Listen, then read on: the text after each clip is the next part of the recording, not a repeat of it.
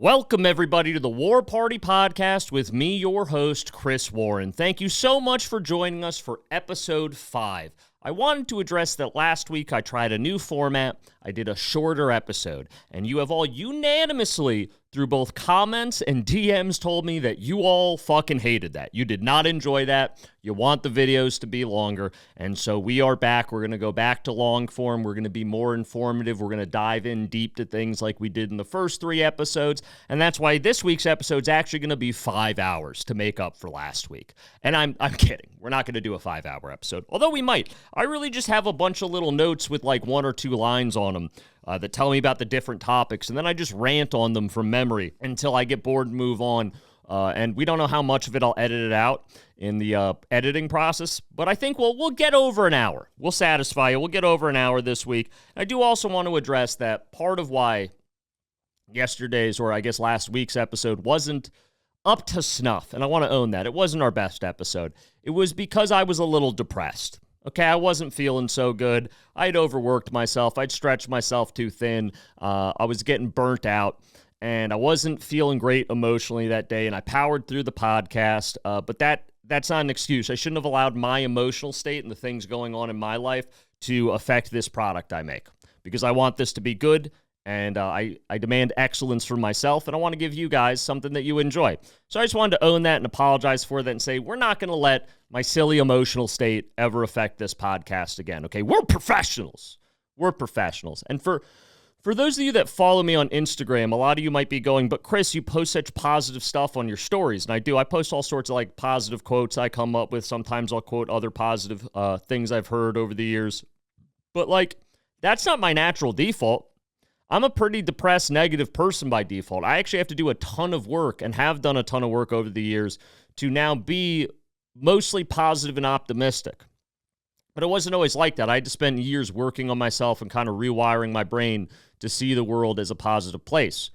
And I think that a lot of people will see positive individuals and think to themselves, oh, well, that guy's just positive or optimist. They were just born with a different temperament. I was born kind of negative and depressy, and I'll never be like that. So what's the point of trying?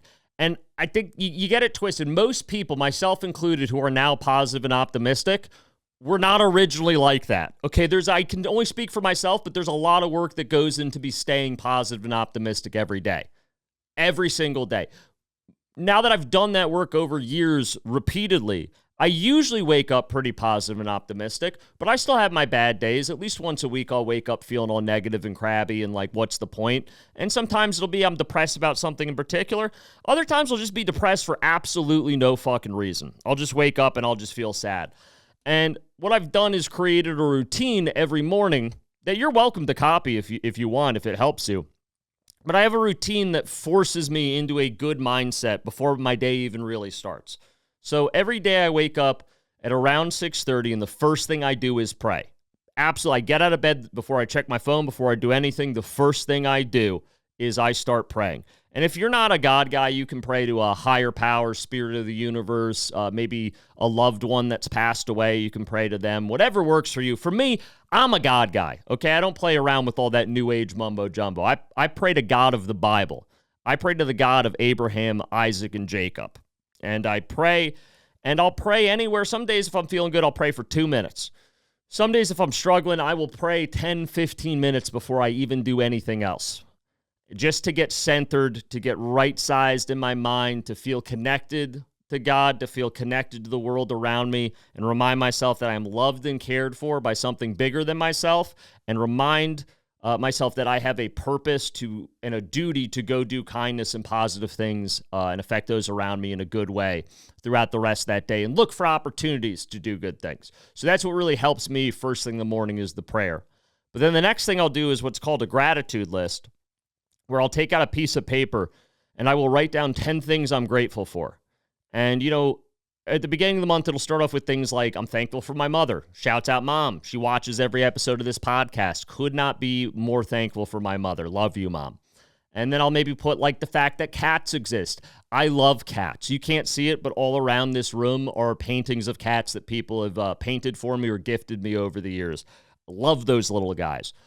And that starts pretty easy, but as the month progresses, I have a rule where I can't repeat any of the 10 things that I already said in the month for the rest of the month. So it's got to be a new 10 things every day until the first of the next month. And by day 28, you are kind of scraping the barrel about things to be thankful for. But the funny thing is I've never ran out. I always find something to be thankful for. If it's a month with 30 days in it, that's 300 things I got to find every month to be grateful for. And what's beautiful about it is it starts to rewire your brain to throughout the day look for things to have gratitude for and be thankful for, because you know you're going to have to write something down the next morning. And it kind of rewires your brain to see the brighter side of life or the positive. I know it sounds super silly and you'll feel like it's super dumb for the first week or two you do it, but it will affect you in a positive way. And then when I'm off to whatever I'm doing for that day, I'll make a call to someone I know that's commuting at the same time. A lot of times it is my mom. Shouts out, Mom, again. Sometimes it'll be a friend with a similar commuting schedule, and we'll talk. And, someone that I love and care about that loves and cares about me, and we'll get in that positive space of just hyping each other up for the day. So I have to do it. That's before I even start my day. That's what I do. And then I go to an AA meeting. That's usually what I'm commuting to first. I go to AA meeting. I sit there for an hour, listen to a bunch of old guys talk about how I used to be drinking grain alcohol in a ditch. Okay, I didn't have any teeth. I was homeless, and now I got a life back.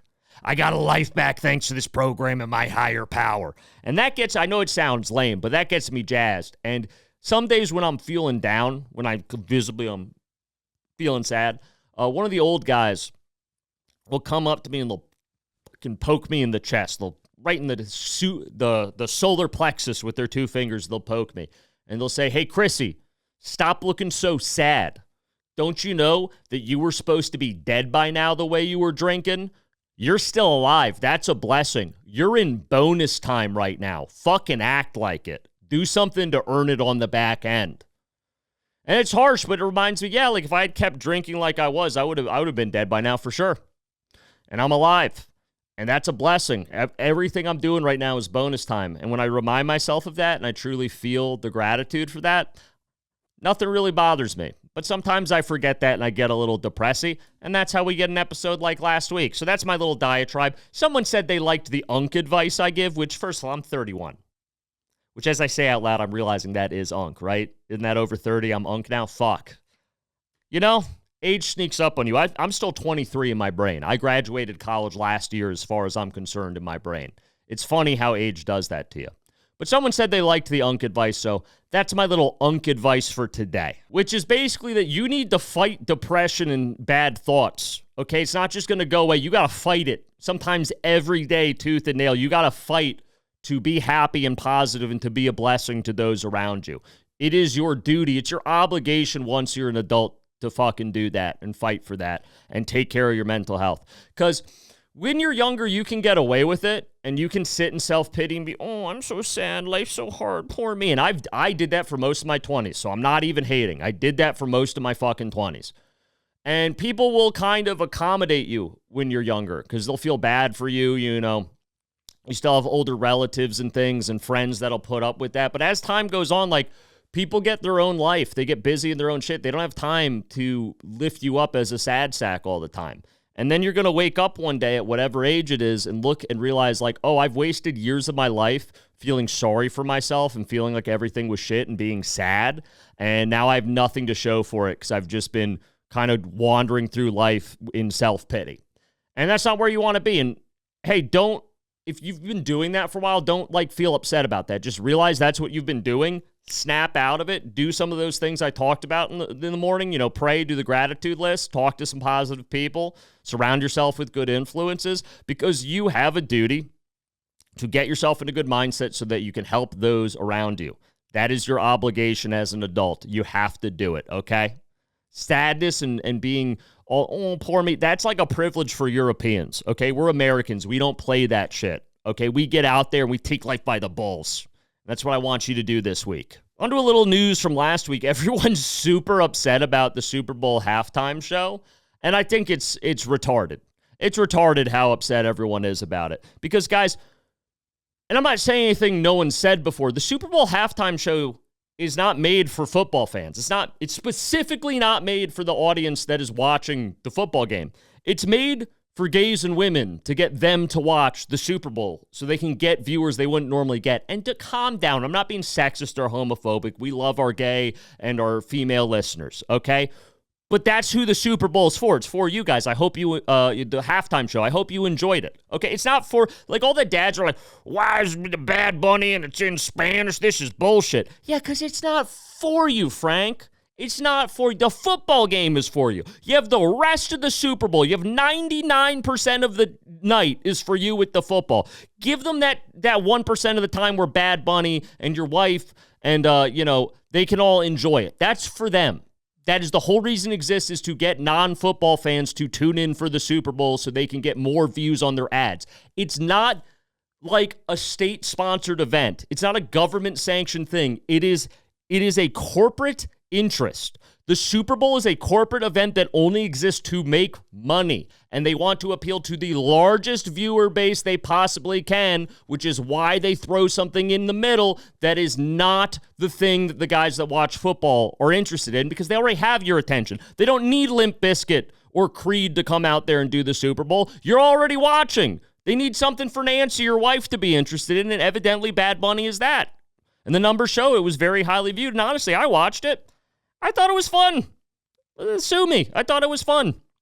I've never heard of Bad Bunny before. I thought some of his songs were good. I liked the stage production. I was really into opera when I was younger and stagecraft. So like that nerd part of my brain was really excited about what they did with like the bushes where people running around. They're going through like the hedge maze and they built a little bodega. That was all fun stagecraft. He had a couple good songs. Who cares? It was fun. It's a corporate event. All right? And then everyone was mad about them flying all the different flags. It's like, yeah, I'll be honest, I don't like to see any flag other than the American flag, as you can tell. I'm a big patriot. The Puerto Rican flag, that didn't bother me, because for those that don't know, Puerto Rico's a U.S. territory. It's basically a state. It would be the same as if they flew a Texas flag. It's like, I'm not going to get offended by that. Puerto Rico's part of America. Fly that flag. Have fun with it. When they started flying all the flags from South America, didn't love that. Mostly because I don't like any other flag being flown in America. I wouldn't be happy with a British flag or a German flag or a Japanese flag. American flag only. And if it was like some government event, I'd throw more of a stink about it, but it was like a corporate, private event thrown by the NFL, which is one of the largest corporations in America, worth billions of dollars, that only exists to make money. It's not like an American institution. It's, and then you got people out there screaming about it, and it's like, why are you mad about this? It's basically bread and circus, and you're mad about it. It doesn't matter, okay?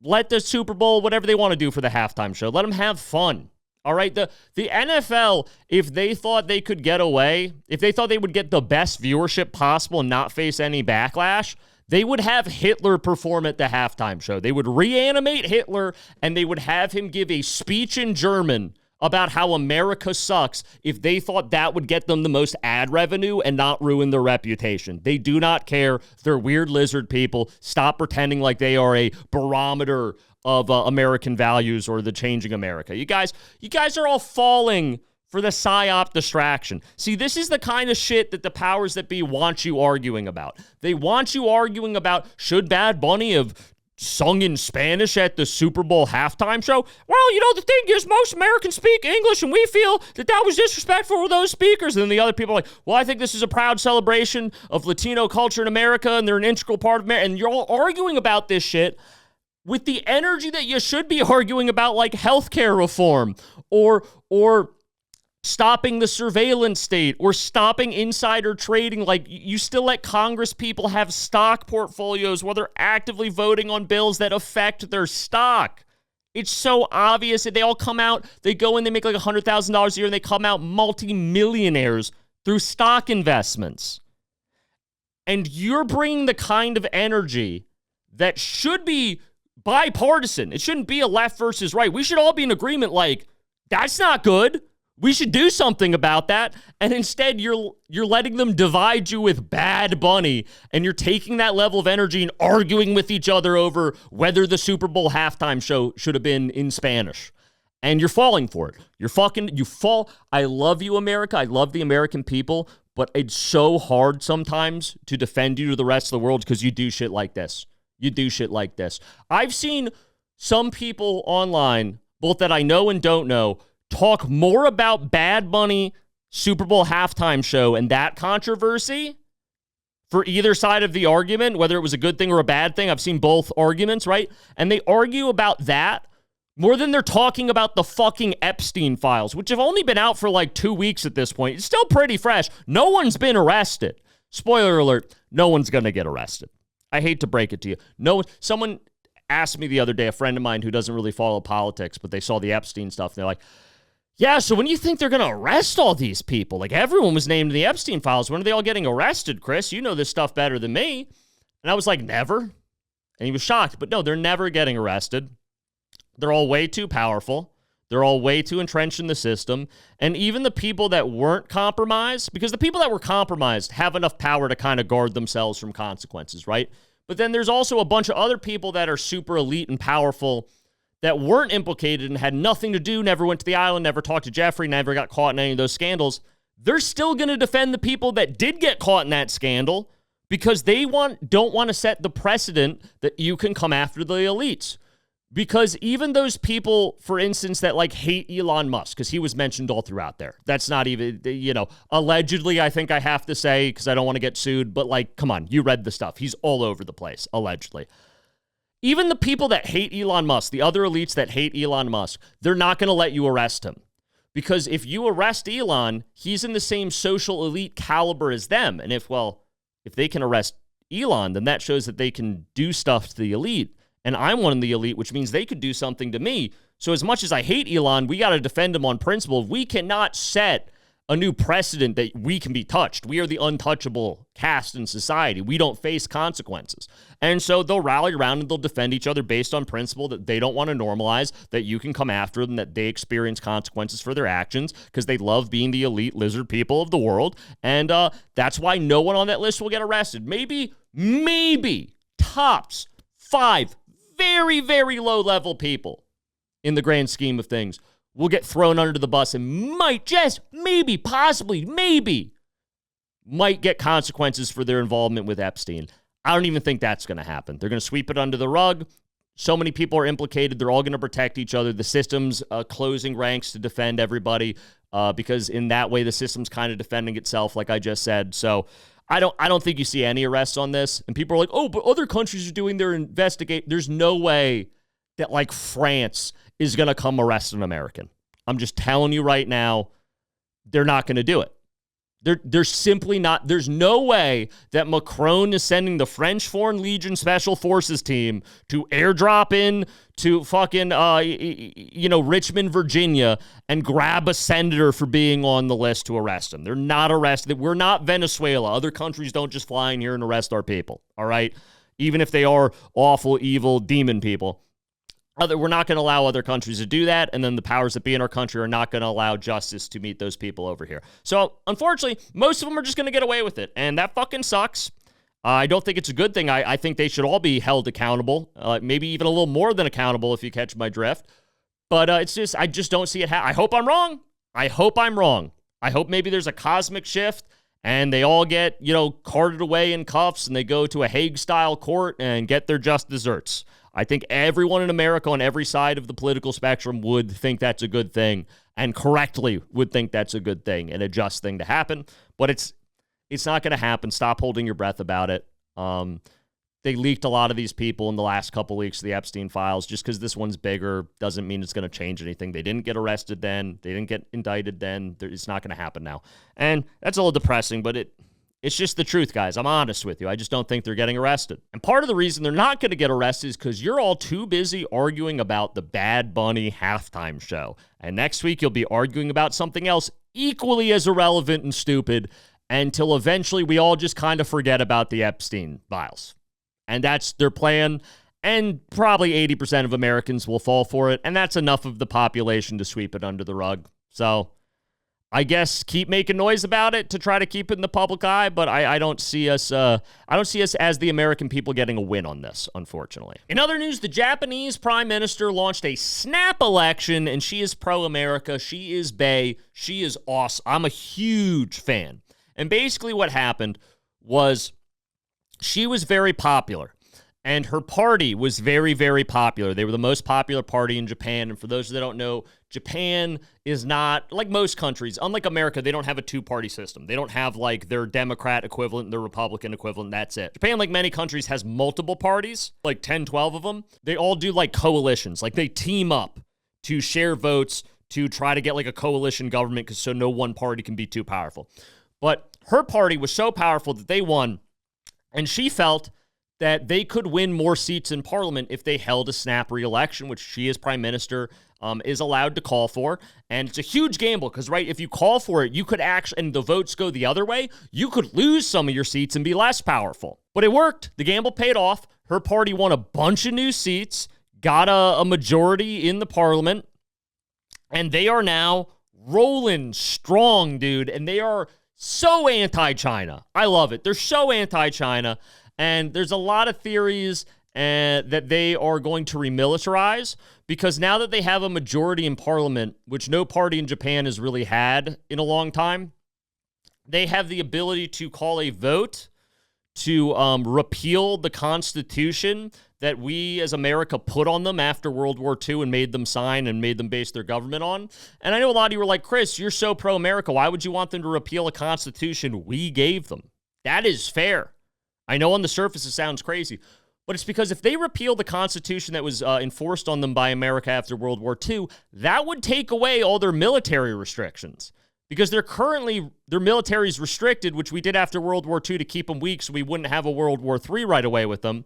But now they're such an ally, like we don't really care. It's a kind of a formality, but still it's legally binding. If they could get rid of it, then they could grow their military as much as they wanted. And as our number one colony and ally in Asia against China, that would be awesome. I would love that. If they could rebuild their Navy, which they've already been doing that, so they're not allowed to have an aircraft carrier, legally speaking, due to that Constitution. But what they've been doing over the years is they build these things called helicopter carriers, which are basically just small aircraft carriers. Like, there's something with the specifications. I'm not an engineer. I don't know the exact details. That they're just in line, like an inch off of being an aircraft carrier, so they're technically allowed to have them. And they're supposed to be for launching helicopters off of it. But conveniently, they built the flight deck in a way that an F-35 can take off of it in a pit. And they said, well, that's for an emergency. If there's an F-35, like an American F-35 flying around and it needs to land on the helicopter carrier in an emergency to save a pilot's life, that's why we built that in. Like, the Japanese are smart. They, like, found all the legal loopholes. So they basically already have small aircraft carriers they call helicopter carriers, but this would allow them to build massive, big, strong Gerald Ford-sized carriers that could go toe for toe with China, and that would be beautiful because China is building so many boats. They're really revving up their Navy and their naval capabilities. And if we could get Japan to carry some of the burden in the Pacific realm for us as an ally, that would be amazing. That would alleviate so much stress for us. That would be so helpful in keeping the Chinese in line. So I do hope they repeal it. They haven't officially announced that that's what they plan to do. This is all rumors and theories.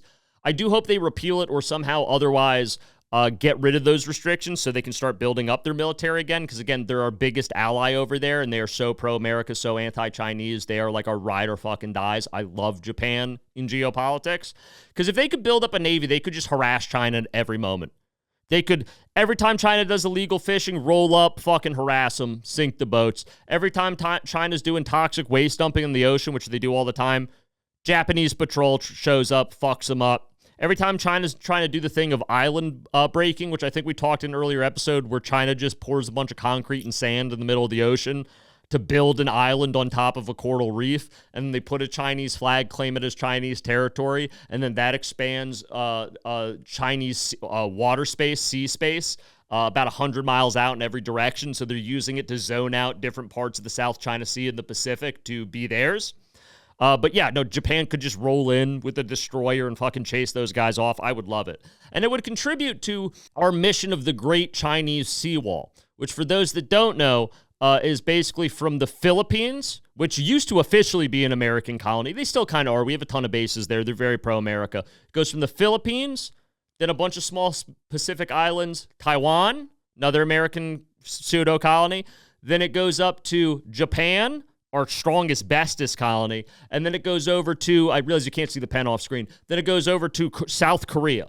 And that creates like a big sea around China that isolates them from the rest of the world. It traps them in that part of the Pacific with our naval patrols and our daisy chain of U.S. allies and their naval patrols to pretty much box them in so China can't do any clandestine things outside of that area Navy power-wise, because otherwise, if they're going to do something big, they have to drive that big carrier fleet or something through U.S., Philippines, all those countries' patrols that will report it or stop them, do things like that, keep at the very least be aware of it, and keep them hemmed in, stop them from doing anything with their Navy. So we've really kind of created a Chinese containment zone. We've used a Great Wall of China at sea to keep them at bay. And I think Japan remilitarizing would be great for that if we get Korea to start remilitarizing a little bit. Taiwan's been doing a little bit more military spending, but not enough. I think they're kind of feeling almost like pre-defeated. Like the Taiwanese, it feels almost like they've given up, like they've already accepted they're going to get taken over by China in the next 10, 15 years. And it's like, fucking grow a pair, Taiwan. Step it up. We're investing a lot in protecting you. At least act like you have a chance of winning, which you do if we show up, by the way.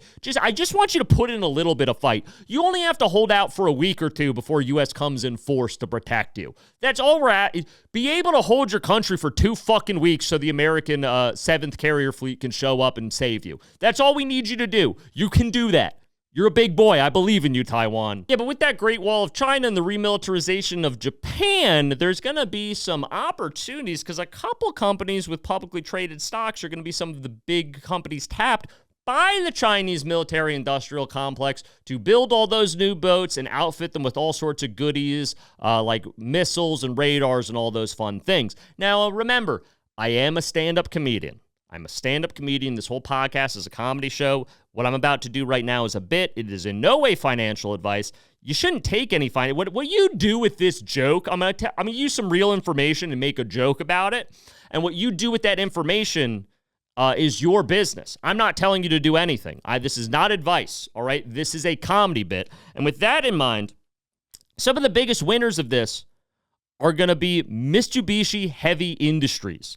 They are Mitsubishi's basically military-industrial complex side of the stock. For the company Mitsubishi, you know them. They make motorcycles. They used to make cars. They might still make cars, but not really in America. And they make boats, which is going to be a big one for Japanese expansion of their Navy. They make a lot of missiles also. The missiles are going to be a big one there. So I foresee their stock growing quite a bit. Under Takaishi, who's the prime minister, who's going to invest a lot in not just the Navy, but the military overall, and they're going to be a big winner of that. So, theoretically, just look at their stock, see what it's sitting at now and where it could go. The next one's going to be Kawasaki Heavy Industries, and they also build a bunch of boats. They build jet engines. They build all sorts of mechanical things, and they're going to be another great investment, much as a joke, for the same reasons as Mitsubishi. It's going to be Mitsubishi Heavy Industries and Kawasaki Heavy Industries. They're probably going to be the two big dogs that get most of the big contracts to rebuild Japan's Navy and to supply their Air Force with munitions and all sorts of good things like that. So I think those are the two sure wins of that for the foreseeable future for the rearmament of Japan in terms of the stock trade. Also, a little bit of a dark horse choice. Fujitsu makes a lot of radar equipment, and they also make a lot of component pieces that go into larger projects that both Kawasaki and Mitsubishi build. So in other words, components are just parts that go into those things. So like Mitsubishi might build the boat itself, but Fujitsu might build a certain part of the engine they need or the radar array they need, things like that. And so I think Fujitsu could do surprisingly well for how little of the market they currently hold, because I think when Mitsubishi and Kawasaki win, Fujitsu's going to kind of get a trickle-down effect, like a Reaganomics effect off of that. And so I could also see their stock going up, although that one I'm not willing to bet as strongly on. Like I said, it's a dark horse one, but if it does pay off, it pays off. So again, this is all a comedy bit. Just some thoughts, some comedy jokes. And now some of you are probably out there thinking, Chris, why'd you spend so much time talking about the Great Seawall around China? Why do you care if we arm Taiwan? Why do you care if Japan rearms itself? Why are you so angry at the Chinese? And listen, I'm not angry at the Chinese. I've talked about this on this podcast before. I respect the Chinese. They play the game fucking hard. They are a worthy adversary. They are a great nemesis. They keep us better by them being so good. I have nothing but respect for the Chinese, straight up. They play the game well. They're very intelligent about how they maneuver geopolitics and all that sort of thing. But they are our number one enemy. And that's because they're the only country, at least right now, others might show up in the future, have potential to, but right now they are the number one opposition to us as the global superpower and world hegemony. They're the only ones that can challenge us, and they routinely try to challenge us. And what's going to happen is our economy and America's place in the world is kind of built like a house of cards, okay? A lot of people have this delusion that we can go back to being like isolationists. Like I meet all these people that are like, we should go back to before World War I and II where America just stayed out of everyone's business and kept to themselves. Oh yeah, when we were a fucking poor backwater? That's what you want us to go back to being that? No, thank you. The reason we have all the cool shit and the standard of living we have right now and are the richest economy in the world is because we are so globally involved in everything going on, because we use the U.S. Navy and we use the US Petro dollar to force everyone to funnel all the resources and all their economies to be based on us so we can reap all the riches. We don't make anything here that people need. Sure, we have natural resources, but the rest of the world has way more natural resources. The only reason people historically do business with us is because we have built a global economy in which it is kind of forces you to do business with us or makes it so advantageous because you need access to the US petrodollar because it's so strong and you need it for global commerce that you will do business with America to get the petrodollar and to get access to our markets, which again are only so strong as a consumer market because we funneled all the money back to us. The second you stop having us be a global empire, all those advantages start to go away over the course of a decade or two, and then there's no reason to do business with us, and we have to compete fairly on the global market, which, oh my God, you don't want to do that. There are people in Vietnam that will work 16 hours a day, every day, for $3 an hour. We cannot compete in a fair economy. I'm telling you right now, we need our global superpower to unfairly stack the scales in our favor. That's why we have a nice life. That's why our poor people here in America, and I'm not saying it doesn't suck to be poor in America, our poor people over here have cell phones and internet and electricity. All right? You know what poor people have in other countries? They starve to death and they die. That's what happens to you if you're poor in a lot of other countries. So I don't think many people understand how good we actually have it here. Because I'll hear people complain about how things are, and they are. They've gotten worse over the years. I'm not saying it's not rough out there. But like, you being broke with student debt does suck. I'm not saying it doesn't. I'm not saying you're not allowed to complain about it. I feel for you, right? I do. I genuinely do. I'm not hating on you. I'm just saying that compared to having worked in a Chinese factory with no safety standards for like $2 a day, 16 hours a day from the time you were 12 to now with no hope of social mobility and no legal protections, that's a lot worse. Okay, it can get so much, because the thing is, things are so good here that people don't understand that they could ever get bad. They look at what the situation I just described and they go, that could never be us. We're America. And it's like, yeah, that could never be us right now because we are the global hegemony, because the petrodollar is the main user of currency across international trade and global commerce. Once all that goes away, our standard of living can drop very quick. Like the day the petrodollar stops being the reserve currency, the day that global transactions drop below like 40% in the US petrodollar and they switch to something else like the euro or the pound or the yuan or something else entirely, that's the day that all the central banks for different countries, all the global central banks will start shedding their U.S. petrodollars that they hold as a reserve currency. They will start shedding those to pick up euros or pounds or whatever the new stable currency is, and U.S. dollars will become almost worthless on the global market. And once that happens, our economy falls apart. Again, we don't make anything anymore. What we make is the U.S. petrodollar. That's our biggest export. People don't understand that. And once that happens, we become a third world country. Like, you think it's bad now, and it is. It's gotten so much worse since I was a kid to now. I'm not denying that. People are struggling out there. I'm not being insensitive to that. I understand. I'm just telling you it can get worse. It can get so... I'm talking like women will have to prostitute themselves in the street. I'm talking men will have to line up for hours to try to elbow each other to get a day shift somewhere doing manual labor for like cash in hand, not that much money. Like, when you look at countries like Colombia, that is what we're looking at in the future if the petrodollar collapses and we don't find an alternative in the meantime to keep our economy relevant. That's what happens when we stop being the global hegemony. You don't go from first place to second place. You go from first place to third world country, because the whole reason we're in first place is because we built a system that benefits us. Once we're not in control of that system, all the golden goose gets shut off. All the pipes get shut off of the wealth we're used to getting, and we are fucked.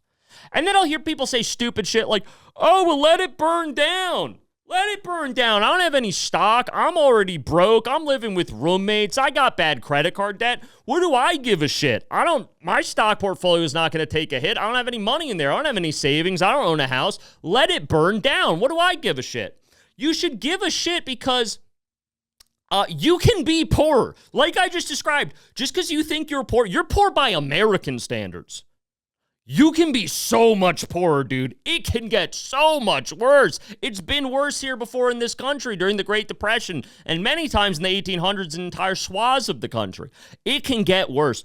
And the fact that you think that the American economy, the global economy that's based on America is going to collapse and the American economy is going to be burnt to the ground, and your thought is like that you'll be fine. No, you will suffer the most as an average person, especially if you're poor, because that also means all our welfare programs will collapse. We won't be able to do those things anymore, right? And then you're like, oh, at least it'll show those rich guys. It'll show them, yeah, fuck them. They're the ones that get hurt. They got all the money in real estate and stock portfolio. They're the ones that get hurt when the system gets burnt down. No, you fucking moron. Rich people will be fine. Rich people are always fine. They're always fine. They know how to protect their money. Dumb. They're either going to retreat into enclaves with other rich people in basically gated walled cities, like these walled communities with super high-funded police forces, or with private security even, and gates and surveillance systems, and they're never going to see how bad things get because they're going to live in their walled cities like you see when you go to Brazil. You'll see like the favelas, and then you'll see this big gated community where they're all mansions. Because that's where all the rich people fled to, up on the hills in Brazil. You can go look from the sky view. It's crazy. It'll just be this massive 30-foot wall, and there'll be like tin shacks all along there. And then there'll be like nice LA-style mansions with pools on the other side of the wall. And the rich people basically already have done this, dude. I'm in Connecticut. There is Stanford, which has kind of a nice downtown, but the rest of Stanford's not that nice. You know, it's got some seedier parts, or not even seedy. Stanford's not unsafe, but like impoverished parts. I don't mean to, that sounded judgmental. Just people that aren't as financially secure, right? Next door, you drive 10 minutes, you drive to the next town over. It's Greenwich, Connecticut, one of the richest towns in America. Their police only exist to keep people from Stanford out of there. You have all these, you go from like 3-family, duplex homes in Stanford on the border to a $7.5 million, 8-bedroom mansion with a massive pool and a 20-foot wall around it. They're already doing it. They're already isolating themselves from the rest of us.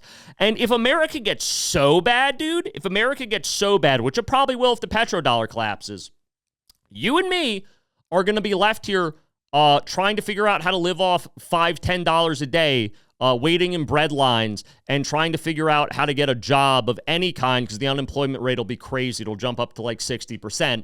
And the rich people go like, it's even getting bad in our little isolated enclaves. Let's just go to another country. And they'll go to other countries.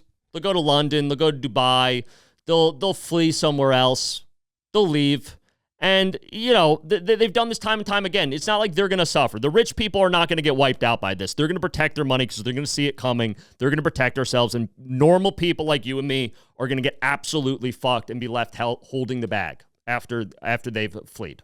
So don't do this foolish thing that I see so many people do. Where like, I can burn it down, dude. Burn it down. I hate it, dude. I know I know you are poor right now, and I know you're struggling and you have a lot of debt, and that's very stressful, and you have like a shitty job where you're underpaid and you're not able to use your degree.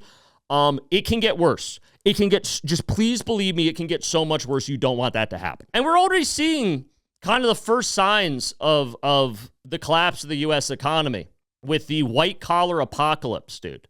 We saw this first in the tech sector where they started laying, you saw last year, like Microsoft laid off, like 16,000 people. Indeed laid off like 3,000 people. A bunch of Amazon laid off like 30,000 people or something crazy. All these tech companies in the course of like 3 months all laid off tens of thousands of people. And it caused a cascade effect where then even like smaller companies that weren't big enough to get reported on also started laying off like half their staff. And the tech companies just wiped people. And that was through a number of factors. AI was a factor. H-1B visas was another factor. Just generally, the tech bubble starting to burst in general. The AI bubble starting to burst and not getting a return on investment was another factor. The economy being weaker in general, tariffs. There were so many factors. I'm not here to tell you why it happened, because that would be a whole nother episode to break all that down. But you saw like white-collar jobs basically get wiped out. They're not out there anymore. I know tons of people that had white-collar jobs, and they can't find work. And I remember working a white-collar job. This is how good the U.S. economy used to be. I got out of college, and I worked a white-collar job, and it was great. And I was underqualified. I just had a history degree, a bachelor's history degree, and I was working as a sales guy in a tech company. And there was a cereal bar. They had a guy come in with a little like bar cart thing, but he made you like espressos in a machine by hand to order. All of this was free, by the way. There was a big like cabinet in the cafeteria. You could just pick out snacks. They had like the nice beef jerky that's like $15 a bag. Most places you just pick up. There were like Red Bulls in the fridge, all for free. They fed you food every day. They had like their own kitchen staff that made catering. And it was delicious. They had like good meals. Like we had steak a couple times. And that was just a low-level regular job I had because it was the 2010s. And the U.S. economy at that time was so strong that I had that job. And I literally thought, wow, I'm kind of a loser. I got to step it up. I got to get a better job. Which looking back is delusional. But at the time, like, and that was normal in that office. Like working here kind of sucks. It's like, what are you talking about? We have infinite PTO. We get steak for lunch. You can go talk to Mateo and he makes you a coffee for free. And you know, you have fun. Beautiful office. And that was what a lot of people had, was jobs like that. And then those jobs, and I watched this decline because I worked in that sector for a long time. They started taking away the espresso guy. They started lowering the level of snacks they had till they were all of a sudden no snacks, till all of a sudden the cereal bar was gone, till all of a sudden the catered lunches were gone, till all of a sudden they were laying people off in waves. I remember later on in life, I worked for the company Indeed, which is the job website. And if this isn't an indicator of the economy going bad, I don't know what. The place that helps people find jobs, the website whose whole thing is they find you a job, had to lay off like 15% of its staff in one day because they weren't making enough money. If that's not a sign of the times, I don't know what is. But I remember when I was working there, they had a day where they were announced, they had these like quarterly meetings where everyone in the company, because it's a global company, so I was in the Connecticut office in Stamford, and so everyone had to get on this massive Zoom call with like 10,000 people in it to watch the CEO speak, and they did this every quarter at close of quarter. And he got reports all the numbers. Then he's like, yeah, and by the way, unfortunately, we're going to be having to let go of 15% of staff. So the way we're going to handle it is, in the next hour, you will get an email that lets you know if you've been terminated. If you don't get an email after an hour, then assume your job is secure. And the emails didn't all come out at once. We thought it was going to be like you were going to open up our email and you were going to have it right there. No.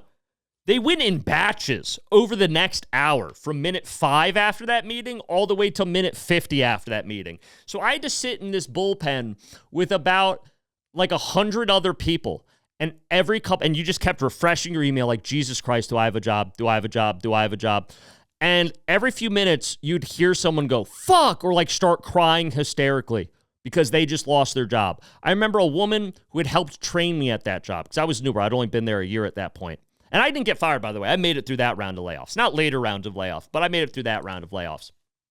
And I remember this woman behind me starts sobbing. she had helped train me. She was awesome. She was really good at her job. She had taught me like a lot of tips and tricks about the job, helped me out through a lot of my early projects there when I didn't know what I was doing. And she starts sobbing because she just got she had worked with Indeed for 8.5 years. Been an exemplary employee. Been amazing at the job. And she got a fucking email from an anonymous, a boilerplate email, not even from an HR person, from a bot that said she had been terminated after giving 8.5 years of her life to that company. And that's what she didn't get a severance. That's all she got was, hey, insert name here. They inserted her name. You have been terminated due to the blah, blah, blah, the mass layoff. And that's when I started to realize the American economy was over. And that's, that's when corporations started, and they've always been this way, but they started more so panicking and shifting towards raising stock shareholder value above everything because the tech sector was kind of insular from that because there was so much money in it they could afford to take care of their employees. And once that started happening, that was the beginning of the tech industry collapsing, which it's continued to, and it's worse than it's ever been now. Minus the AI shit, which is all bullshit. It's all a bubble. No one's making money off that. It's all just speculative investment. It's a speculative market that will burst. But that's when it taught me that, like, oh, the tech party is over. We had it so good for so long, we couldn't imagine it would ever get bad. And then it did. And now all these tech people can't find jobs, and they're just out there in the lurch. And that's going to start happening to more and more sectors in the U.S. economy as we pull back from the world economy, which has been expedited by these tariffs, which I've talked about in other places. I want to get into a whole tariff thing. It's an old subject. But, yeah, so if you think it can't get bad, it can get bad, and it will get worse. And, and now it's spreading to other sectors where pretty much all mid-level and entry-level white-collar jobs are going away for the most part because companies think they can replace them with AI. They can't really, but they've spent so much on AI, they got to fire people now to justify their misappropriation of funds. And it's so funny because and I'm not going to say anything that other people haven't said, but like all these people were told, hey, go to college, get a college degree, go get a white-collar job. That's what you're supposed to do. That's how you secure your spot in the middle class.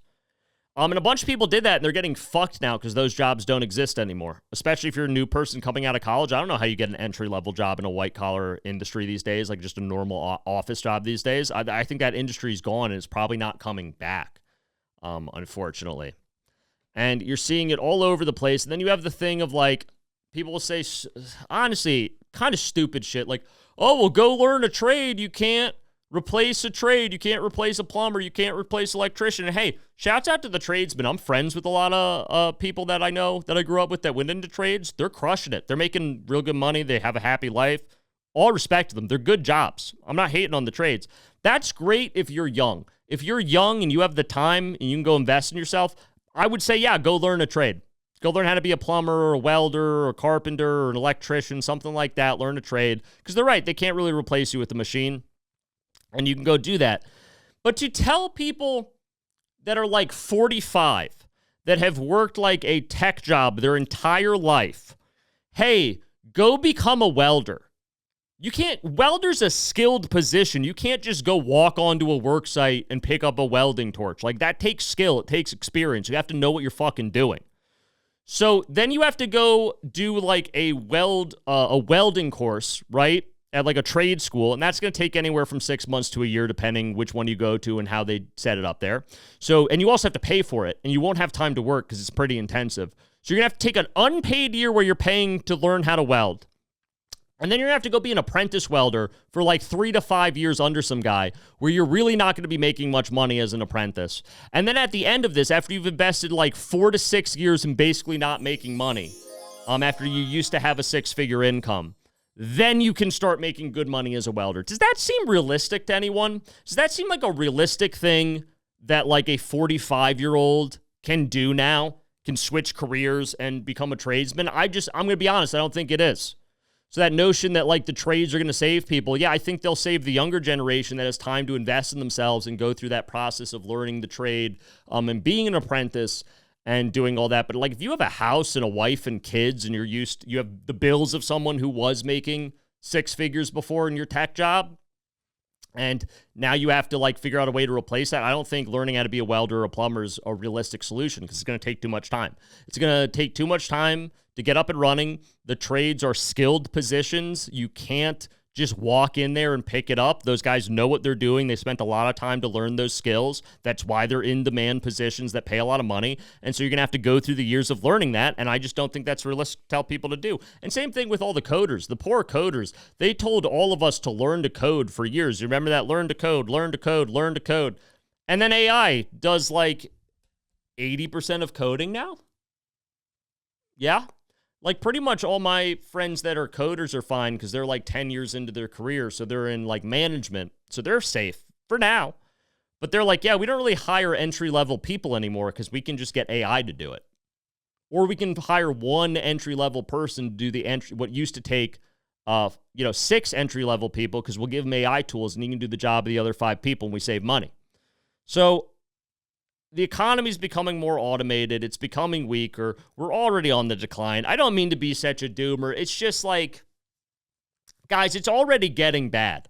America's not impervious, okay? It's already getting bad, and it could get so much worse, and that's why we have to invest in a great seawall around China. If we can take China out, we can remain on top, and we can fix this. But once China reaches power parallel with us, we will never catch up. They will zoom above us, and we will never catch up, guys. We have to keep their heads in the dirt. We have to keep on top of them. We have to keep better than them. I don't know how else to put it. And what's making this all worse is we're already kind of seeing our country turn into a third world. We have third world level problems already. We're seeing so much corruption in government right now. Like, and it's not just the insider trading. Like, that's bad. That's already bad.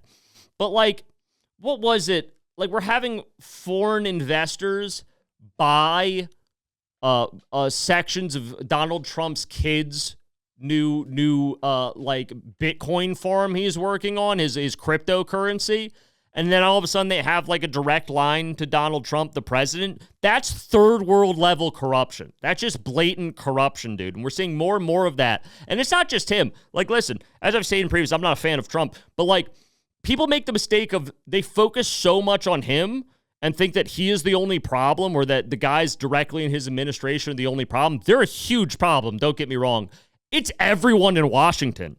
It has radiated out and bled into everyone. So don't get distracted with, oh, it's just Trump. If we get rid of him, we'll fix the system. No, we're going to have to clean house with everything. It's all throughout Congress. It's all throughout Senate. It's all throughout these other positions in the government. That corruption is just becoming so rampant. They're not even hiding it anymore. They're taking these bribes for speaking deals. They're taking these bribes in stock and stock advice and straight up insider trading, voting on bills that affect stock that they own a ridiculous amount of. It's just like, we got to address that we're already on the backslide to being a third world country. We're already dealing with third world problems of a level of corruption that stops government from functioning properly. That's the thing. I don't really care, like the old Dick Cheney kind of corruption where you skim a little off the top or you give a contract to your buddy or the company you have stock in to make money. But like, hey, Halliburton, yeah. Did Dick Cheney make a shitload of money off of Halliburton stock? Yes. Was Halliburton also the best company to choose to invade Iraq with? Arguably, yes. So yeah, he made money off of it, and that's morally fucked up. But also, it didn't stop our operation in Iraq. Now we're getting to the point where we're doing levels of corruption where it makes government not function. It makes the system grind to a halt because the corruption is to the detriment of the American system, the American people. And that's where we got to draw a line, guys. Today's level of corruption is completely different. There's always been corruption in government, but now it's getting to the point where like the whole system's buckling. It's like in Russia. It's becoming like in Russia where you have to give a bribe to get a fucking highway built. That's what we're living in right now. We need to wake up and realize that. And then people will respond to that with like, oh, well, that's why we needed to cut all the foreign aid to other countries. That's the real corruption. Did you see all the foreign aid was bribes. Do you think we gave a fuck about all those causes we gave money to as a government? No, I mean, some of them, yeah. Some of them really were charity and like good causes. But the overwhelming majority of them were bribes to get other countries to play ball with us, to keep all the money and resources and economies flowing and dependent on America. That's how we ran shit. So cutting the foreign aid, I mean, to certain places we need to. Certain places, I won't say names because I like being alive. But like, you know what I'm talking about. But like, a lot of the foreign aid, like when people looked at, Oh, they're funding trans dance lessons in Peru. I don't know. I think there was something like that. I don't know how real that example is. But, there were all those ridiculous ones they uncovered. Motherfucker, do you think we were actually funding that? Or do you think that was a line item that we funded and it went directly into some Peruvian politician's pocket to let us do industry in that country or give us favorable treatment in geopolitics? Use your brain. What do you really think was going on there? That it was a fucking bribe, you moron. It was a fucking bribe. So yeah, that was not the issue. That's not the corruption I'm talking. I mean, well, it is corruption, but that was corruption that benefited us. We were corrupting other people to get what we wanted. That's the kind of corruption we got to go back to. We got to start bribing these third world countries to fuck over their own people to help our people. We should not be fucking over our own people to help these politicians. I do like, though, that in terms of like kind of the American collapse and the American discourse going on, the Epstein files have caused kind of like a weird civil war that gives me a little hope. Like, I really hope that the old guard of the CIA rises up and comes out of the woodwork from the Pentagon to take back the country, to put in a CIA-controlled president again, to clean house with Congress and put back in company men and like old neocons and shit like that.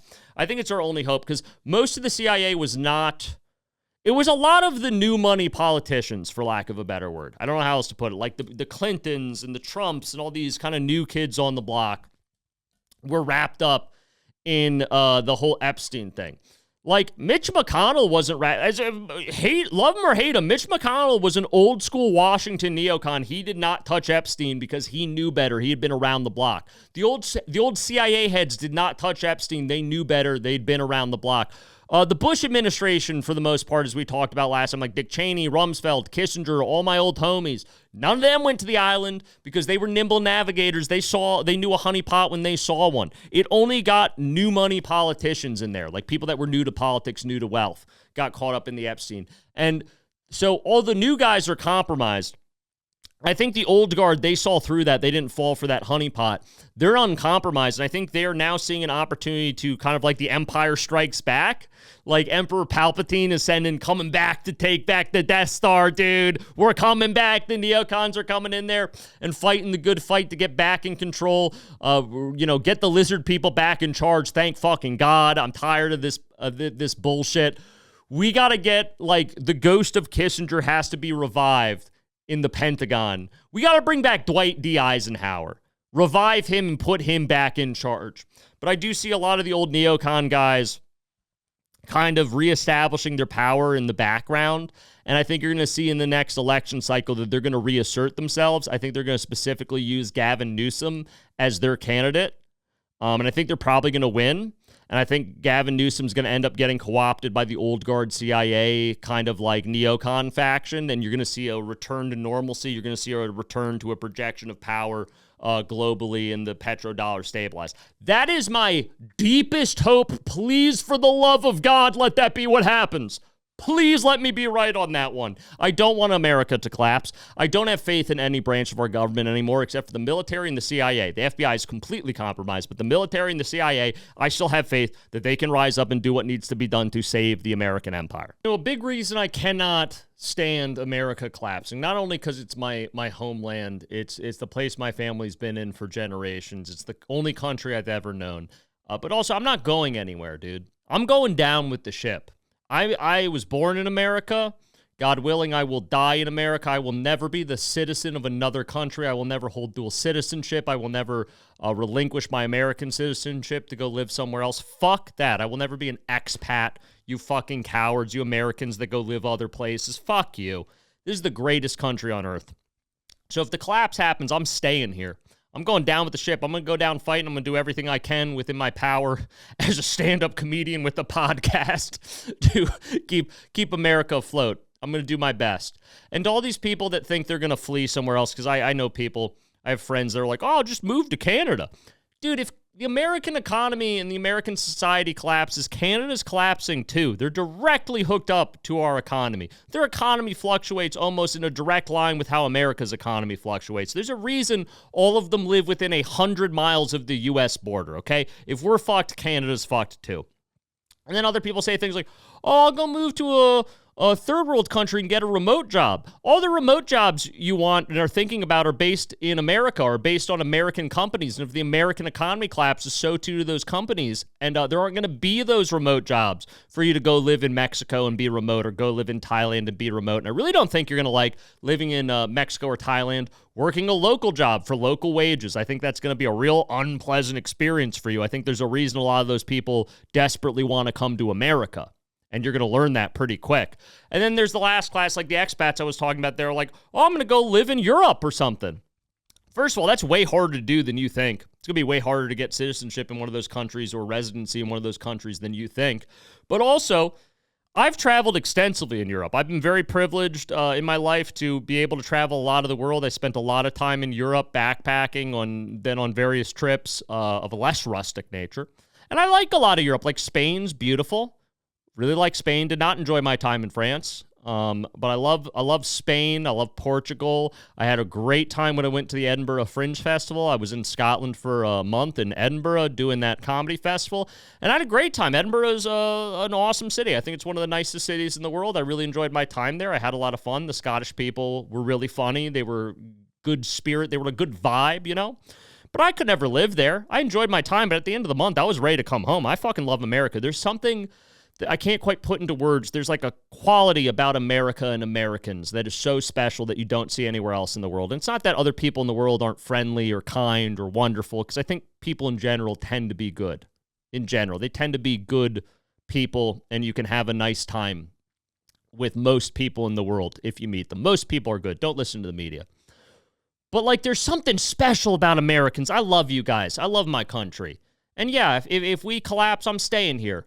And I'm gonna do my best to assist the neocon dream to prevent that collapse from happening. But God forbid, if it's too late, if we've reached the tipping point, if we're gonna go down and we turn into a third world country like I painted earlier in the podcast, I'll live in that third world country. I'll try my best to carve out a life and restore us to our glory if I can, you know. But I will die in this country. I'll be buried in this country. If I'm ever blessed enough to have children, I will raise them as proud Americans. I'm not going to be a coward like one of these expats and go running. So all these people that have this notion they're going to leave the country, fuck you. Get out of here right now. How about that? If you're going to leave when America collapses, how about you leave right now? I don't play that shit. We are Team America here, okay? You're with us or you are against us. Get the fuck out. I don't want to hear that shit. But speaking of the PSYOP civil war that is going on in America with the, old guard CIA trying to rustle power away from the new money politicians that are all compromised by Epstein, we're seeing Pam Bondi is getting grilled for the Epstein files, and allegedly, I have to say allegedly, she is straight up lying under oath. Like, the video came out this week, and you all saw it. It's like, it's bad. If you haven't watched it, go watch it after this podcast. It's a great watch. It's all over YouTube. It's public. You can go view it. And you can see what I'm talking about. She does not handle the questioning well. It should be a radicalizing experience. I don't care where you are on the political spectrum. It should be radicalizing for anyone that watches it. Like, what the actual fuck? Like, they are calling her out and saying, like, oh, you sure this politician or that politician, and specifically Trump, you sure Trump's not in those files at parties with underage women? And she's like, nope. And they're like, then how come it shows in the file you released to us that is public, that even with all the redactions, we can all see he clearly was there, as well as all these other people we were asking you about, right on this paper right here, even with the redactions, you can fucking see it. How come you're saying, what are you talking about? And she's just deflecting crazy. Like, I remember this one woman, and I apologize, I forget her name, was grilling her on this, and Pam goes, well, that's anti-Semitic. And the woman goes, what the fuck are you, she didn't use that language, but she's like, what the fuck are you talking about? I'm Jewish. My grandparents died in the Holocaust. And Pam's like, that's anti-Semitic. And the woman, to her fairness, gets upset and just leaves. Because it's like, what crazy world are we talking? What is going on? And can we stop calling everything anti-Semitic? And I say this as a Jewish man. And I'm not ashamed Jewish. I'm a proud Jewish man. And I'm not just one of those, I'm religious. Like, when I was talking about praying in the morning, I do the Shema, which is the Jewish prayer. I wrap tefillin and I pray every morning. And I get this thing, and now that I've said I'm Jewish, I have to address it because I just probably lost like hundreds of followers every time it comes up. I don't hide it. It just doesn't come up that often because I'm not one of those people that makes my whole personality, that thing. But I am a religiously observant Jew, And I guess I feel I have to address this now. Like I said, I'm Team America. I don't have a dual citizenship to Israel, and I'll just say their name. I've been dancing around it because I'm worried about getting lowered in the algorithm, but fuck it. I do not support what Israel is doing. I feel no strong affinity towards the nation of Israel. It is a foreign country like any other as far as I'm concerned. At one point in the past, they had some tactical, logistical reason for us to kind of be aligned with. That they have far stepped out of the bounds of that being truth, and even back then it wasn't that strong of an argument for them to be our ally, and I'm sick of it. I'm sick of the fact that I, as a Jewish man living in America, I want to reiterate, I've never been to Israel. I don't have dual citizenship with Israel. I'm not in contact with anyone from the Israeli government. I am American. I have no association with that country, just like I have no association with like fucking Peru or France or any of these other places, right? That's just a foreign country. Whatever's going on over there is their problem. I don't know what it has to do with fucking me. And the fact that they are using my religion, which, listen, I know there's a lot of people got issues with Judaism. That's, hey, it's America. You're entitled to your opinion. I'm not going to be one of those people that you're dangerous. I have to silence you. No, you can not like me because I'm Jewish. That's your business. Straight up. I mean, I wish you didn't. I wish you get to know me as a person. But if you don't like me because I'm Jewish and you want to unfollow me, I don't think you should be punished for that. That's your business. You're allowed to feel that way. But the fact that I now, as a Jewish guy, have to deal with them calling everything anti-Semitic when it's not, because there is real anti-Semitism. The problem is about 90% of the shit that gets called anti-Semitic isn't anti-Semitism. It's just people not liking Israel or asking a reasonable question about the Epstein files. Say, that's anti-Semitic, and you're doing the thing where if you keep associating that with anti-Semitism, people are going to actually become anti-Semitic, because now they're associating being anti-Semitic with being anti-Israel and having reasonable questions about the Epstein's files. And this country over there that's supposed to be like the protector of Jews or whatever, they've never helped me out. I'm doing this fucking podcast self-funded. They've never helped me in my career. They've never done shit for me. And now I got to catch flack for it just because I'm an American Jew. I got to catch flack for it because they're doing stupid shit over there. I gotta now announce that I'm not on their team and explain myself, which is ridiculous. I get why I have to do it because that's the climate we're in, but it's ridiculous. I shouldn't have to do that. I fucking hate that shit.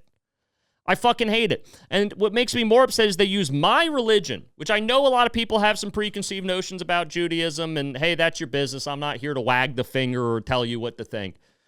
But it is a beautiful religion that has helped me a lot. And for context, I converted to Judaism, which I know I probably just lost even more followers on that. I wasn't born Jewish. I was born an Irish Protestant. I was raised up in a congregational church. Not really heavily, it wasn't a particularly religious upbringing, but that's nominally what I was. Like back in the day, if you asked me, that's what I would say I was, because that's how I was raised. It's what everyone in my family is. And long story, I'll do a whole nother episode explaining this, because we're about to get into a whole nother topic, but I did convert to Judaism in my 20s. And long story, it made sense for me. I felt called towards it. I found a very wonderful community and a great rabbi that kind of took me into a dark place in my life. And Judaism gave me the tools to be a better man and live a better life and have a relationship with God and have a lot more peace in my life and the world, and try to be a better person and bring light and be, as we call in Judaism, Tiki Olam, repairer of creation, to help all God's people and all God's creatures. And that's how I view Judaism, because that's been my experience of Judaism. That's been the experience at my synagogue and the local Jewish community I'm a part of, and it's been a delightful experience. And then to have people come in and tell me, you got to support Israel and what we're doing over there, because that's your job as a Jew. No, it's fucking not. Fuck off. What are you talking about? That was my rant and all that. I'm sorry, I got really off on a tangent with that stuff, and we'll talk more about me converting to Judaism and that whole thing in another episode. If you guys have interest, let me know in the comments. We'll talk about it if you want. It's an interesting story. I think it could be fun. It could be a good learning experience. But yeah, Pam Bondi's getting fucking diced up. She's getting fucking diced up on these files. And at one point, she's like, oh, well, the Dow Jones and S&P 500 are really up right now. And it's like, Pam, no one cares about that. That's not what this fucking meeting is about. That's not what this fucking meeting is about. We want to know about the island. What the fuck are you talking about? And also, these are arbitrary numbers. GDP, the stock market, it's all arbitrary. that doesn't affect the quality of life or the actual seen income for the average American.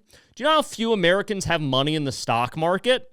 Very few. That doesn't help most people. Most people are living paycheck to paycheck. They don't have time to worry about the stock market. They don't have any money in it, or they have very little money in it. It's like that's not a selling point that's going to distract most people from the horrible shit you're trying to cover up, Pam Bondi. Like, what are you talking about? And then she says the other shit of like, well, rents are at a record low in the last 4 years. Like, this is the lowest rents have been in the last 4 years. Who are you talking to? I don't know. I mean, granted, I live in Connecticut. It's one of the more expensive parts of the country because I'm near New York City, and then we got Boston on the other side. I don't know anyone whose rent's gone down. At best case, someone's rent's stable. I don't know anyone who's paying less rent now than they were 4 months ago, unless they really downsized where they were living. And that's probably because they lost one of their tech jobs and had to pick up other work that made them much less money, as we discussed before. So where the fuck are you getting these numbers from, Pam? These kind of seem made up. Is your sample size middle of nowhere Oklahoma? Maybe there's like one or two small towns in the Midwest where the economy is so fucked the rent really did go down because no one lives there. But that's not the average American experience, especially not in a major city, especially not in New York, where a lot of my comic friends live. Oh my God, their rents have doubled or tripled. It's crazy over there. I don't know what you're talking about. That is not like this is how out of touch the new money elites are. They're completely detached from the real lived experience of the average American and what's going on. It's infuriating to me as it is to a lot of other people because we see this and we're like, what the fuck are you talking about, dude? What the like, I know I'm just talking in circles, but like, I don't even know what to say. It's ridiculous, right? It's great. I'm not even going to cover it anymore. Just go watch the Pam Bondi hearing and you tell me how you felt about that. It's on YouTube. Go watch it. Go look it up in the same browser you're in now. You can go watch it. It's fucking nuts, the level of theater they think they can get away with it. You just can't now because we have the internet. We can look all this shit up. We can talk to each other, see what people's experiences are. The old tricks of the media don't work on us anymore, Pam. You're out of your element. It's not the 90s anymore. And then she's like, so many people are implicated that if we persecuted or all of them, then prosecuted should be more the word. All right, I don't think they're being persecuted. That usually implies a victimhood in that situation. I don't think any of these people are victims. I think they're victimizers. If we prosecute them is a better word to use, Pam. She's like, oh, the system will collapse. The system. So you're telling me that the only way that America can function is if we let these demon people that go to an island to abuse children, if we just let them get off scot-free and keep all their money and don't go to jail or face any consequences, that's the only way we can keep America running. If we, God forbid, hold them to any accountability, the entire system will collapse. Get the fuck out of here. What are you talking about, you moron? You don't want to prosecute all of them because, then all my boys, the old neocons hiding in the shadows, are going to come back into power. And here's the thing with the whole, and it's not just the Trump administration. I mean, it's obviously they're completely corrupt and part of this, right? I'm not in any way assuaging them of any guilt.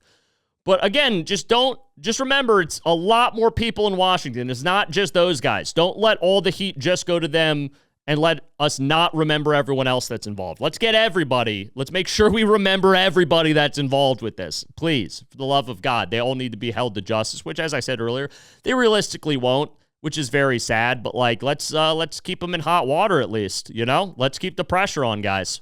And this all kind of reminds me of the real thing that's going on. A lot of people elected Trump in the first term, and even to a lesser but still extent in the second term, thinking that Trump is this outsider and he's going to come in and he's going to tear down the system, right? Because there were some real issues in the system, which if we listed them, we'd be here all day. You know what they are. And then he got co-opted by a different system and changed the system to somehow make it even worse. And now our solution is let's burn the whole system down. As I was talking about, people are like, let's just let it all burn down. No. That's not what we want to do. We want to punish these people and hold them accountable, sure. But we don't want to collapse the system because then, like I said, we go to a third world country. What we want to do is rewind the clock and go back to the 90s. That's what we really want to do before the global war on terror. We want to go back to the 90s because that was a system in which there were the evil overlords, and yes, they were evil, neocon, Kissinger-esque type people, you know, my guys, if you will. I love Kissinger. And they did fucked up stuff, but all their fucked up stuff was for the most part projected externally. They were about fucking up other countries to keep us on top, doing espionage over there, right? And the economy and the standard of living was so, in the 90s, you could work at a fucking coffee shop and have your own place and buy a car. And I know you think I'm exaggerating. That was real. I was born into that economy. That was a real thing.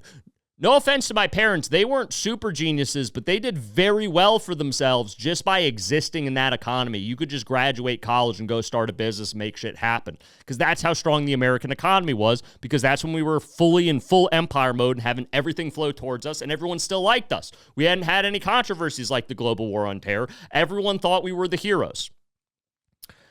And yeah, and then the evil old guys let us argue about things like gay marriage or marijuana, shit like that. Those were like the big culture war issues we were fighting, right? And because they didn't really care. It didn't affect their bottom line of running the American empire, whichever side won on any of those issues. And things were good. Things were good because those were the extent of our problems. Those are the extent of our problems as we were fighting over whether we should be allowed to smoke fucking weed or not. That's the world we lived in. And now we're arguing over whether we're going to be able to eat dinner. Whether we'll be able to, if we get cancer, we're just going to be fucked for 3 generations, our credit's gone, and we're going to die in poverty because we can't afford chemo. That's the issues we're at now. So I don't know that we'd want to burn the whole system down. The system's definitely got much worse. We want to rewind the system to just let these evil old guys do a little insider trading and run the empire and occasionally take out a left-leaning politician in South America to keep the oil flowing and all that shit, and get to a point where no one really cares that much about politics. It's not their identity. There's not all this crazy internet discourse because the economy's so good. We have decent lives that we're not worried. Like back in the 90s, there were so many, and this is nothing I'm coming up with, that you've seen people make this argument before, but like there were so many movies like Fight Club where his miserable existence was he had a nice white-collar job where he made money and bought stuff and he felt it was meaningless. Same with The Matrix. That was their hell, is they just like were bored because their jobs and lives were too stable. Those are the problems in the 90s. Look at the fucking problems we have now. Get the neocons back in power. Fucking fix this shit right now. For the love of God, please. And lastly, I'd like to end with, guys, not everyone needs to keep up with the news. This is a little bit of advice I'm going to give, a little unk wisdom, as the kids say. I am very informed all the time, and you don't have to agree with my takes on things, but I've done the research. Let's put it that way. You can disagree with my take or my conclusion to a lot of the things, but I did the groundwork. I read the articles. I went and watched the things. I informed myself, right? And I do that because I've been doing that since I was like 15 or 16. I've always been like this. I've always been annoying and seeking knowledge on geopolitics. That's just been my fixation. I don't know what to tell you. I was a weird kid. So this stuff doesn't like super upset me because I'm used to it. I'm desensitized to it. I've been reading about it for decades at this point now. And not decades is a bit of exaggeration, like 15, 16 years. And I'm used to it. And if I wasn't doing this podcast, before I was doing this podcast or the kind of like news content and stock content I'm doing now, I was still researching the same amount. I just have something to do with all this knowledge instead of like harassing my friends with it. You know, I get it out here instead of trapping people on the phone for an hour to do a one-sided podcast. So they're very happy I have this now. But like, you don't have to be that informed. I'm glad you watch this podcast or listen to this podcast, however you consume it, and I'm happy to inform you on the stuff I've done that I've boiled down. But I also know a lot of people in the last couple of years have gotten involved in politics and news in a way they weren't before COVID. And to some extent, that's great that people are more informed. I think that's awesome, and you should be more informed if it's something you can handle. And that's not like a moral judgment in any way. But some people really can't handle the news, dude. It makes them crazy. It makes them stressed out and angry and scared and sad all the fucking time. It makes them have arguments with their family. It makes them cut off friends because they have different political beliefs or whatever. And it alienates them from the human experience. and it ruins the quality of their life. And if you're someone that's what the news does to you, then maybe you don't need to be that informed. At the end of the day, you only vote a couple times. You vote for the president, you vote for your local stuff, your congressman, your senator, your comptroller, your mayor, things like that. So definitely vote. But outside of that, you can't do anything about most of this stuff. I'm talking on this podcast for over an hour at this point. This is about the extent of my ability to change anything, is to inform people of what's going on and my take on it. But that's not going to move the needle on a global scale. No, the president's not calling me up. The Pentagon's not calling me up. They're like, Chris, what's your hot take on this? How do we fix? No one's doing that. So I enjoy it because it's a fixation of mine. I find it interesting. It's like my version of a soap opera, and the stakes are a little higher. It's like if you put money on a football game, you care about it more. That's kind of what's going on, but it's really the quality of my life and my lived experience is the money I gambled on the game that is our geopolitical system. But you don't have to do that. You can just be blissfully unaware, because what's going to do more in the world, instead of you posting constantly and being upset about politics, is you helping your neighbors, is you helping your friends. I gave my buddy a ride to the airport 2 weeks ago. That did a hell of a lot more to make the world a better place and help him out and give him a ride to the airport than anything I've done with social media content, posting, freaking out about politics. I really enjoy it. Right? And I'm glad you guys seem to enjoy it too, because you keep watching it, and thank you for your support. Please keep supporting me. Send me your friends, all that good stuff. But you can do a lot more good if you tune some of this out, if it's upsetting you, and just focus. Help the grandma carry her groceries to her car. Call your mom. Call your friend you haven't talked to in a while. If you know someone that's going through a hard time, maybe they lost their job, they're going through a breakup, they're just in a depressive episode, go hang out with them. Force them to get out of the house. Give them a call. Check in on them. Let them know you care about them. That's going to do a hell of a lot more good than worrying about what all this other stuff. And again, I don't think you should be ignorant. I try not to be. Not that I'm a genius, I think a lot of people have told me that. Quite the opposite, actually, with their opinions on some of my takes. But stay informed, but don't let it control your life. Don't let it control your mood. If you ever get to the point where news is affecting your mood, making you have a bad day purely on the news, stop. It's not worth it. Your life is more important than that. There's so much good you could do in the world, and focusing on the things that you have no direct control over or ability to change isn't going to change anything, and it might actually make you insane. So I just wanted to say that, because I see a lot of people losing their minds, and I just don't know how helpful that is. But if you can handle it, you should stay informed, and I'm happy to inform you if this is how you want to get informed. Please, by all means, watch this podcast. I love making this podcast. But guys, that's going to be it for episode 5 of the War Party Podcast with me, your host, Chris Warren. You can find me on Instagram at Chris Warren Comedy. Please go over, follow me there, subscribe to the podcast. Feel free to DM me. Please leave any comments. I've been loving your comments. You've been helping me adjust the podcast and make it better and better. We'll continue that. So again, you have anything you want me to talk about, comments, questions, concerns, things of that nature, leave them in my DMs or leave them on the comments here. It all helps. I appreciate you guys. You're wonderful as always. And until next time, just remember, you can do good in the world. No matter your situation, there's always an opportunity to make the world a brighter and better place and make someone's day a little bit better. And also, wherever there's a war, there's also profit.